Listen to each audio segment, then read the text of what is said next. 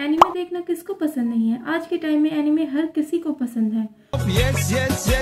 कुछ लोग तो ऐसे हैं जो अपनी रियल लाइफ को स्किप करके एनिमे दुनिया में खो जाते हैं। तो ऐसे ही टॉप 5 एनिमे मूवीज में आपको बताऊंगी जिनको देख के आप उनमें खो जाओगे। तो अगर आप लोगों ने ये मूवीज नहीं देखी है तो एक बार जरूर देख लेना।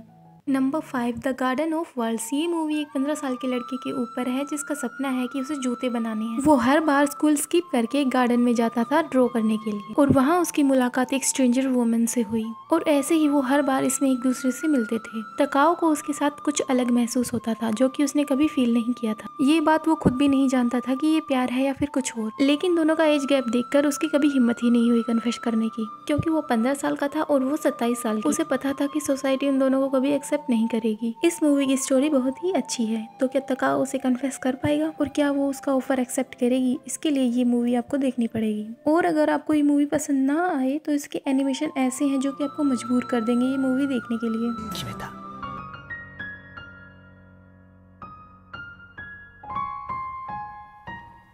नंबर 4 होतारू बी नो मोरी।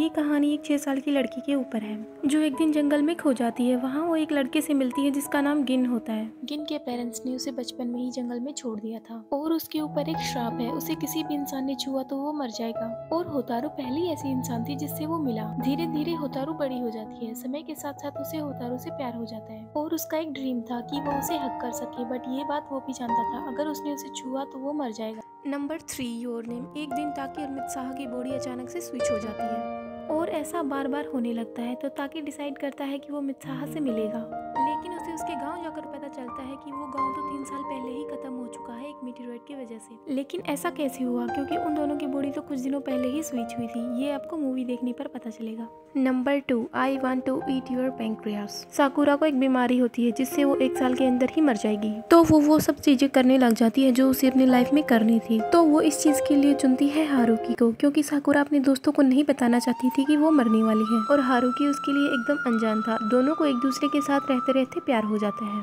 इस मूवी में कुछ ऐसा होता है जो आपको ट्रॉमेटाइज कर दे। तो ये मूवी भी आप लोगों को एक बार जरूर देख लेनी चाहिए।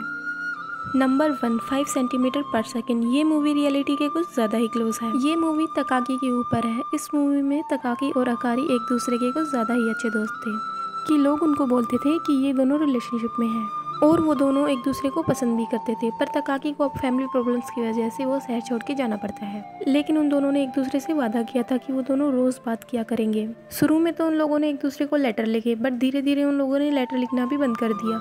ये कहानी बिल्कुल वैसी ही है। जब हम स्कूल में होते थे तो अपने दोस्तों को कहते थे कि हम स्कूल के बाद भी बात किया करेंगे, पर ऐसा कभी नहीं होता। ये कहानी 3 स्टोरियों में बटी हुई है और तीनों स्टोरियों में अलग अलग लड़कियां हैं। लेकिन तकाकी अभी भी उस चीज से मूव ऑन नहीं कर पाया था और इस वजह से वो उस लड़की को मौका नहीं देता जो उस समय उससे प्यार करती थी। ये मूवी हमें सिखाती है कि मूव ऑन कैसे करना चाहिए और हमेशा चीजें वैसी नहीं रहती जैसी वो हुआ करती थी।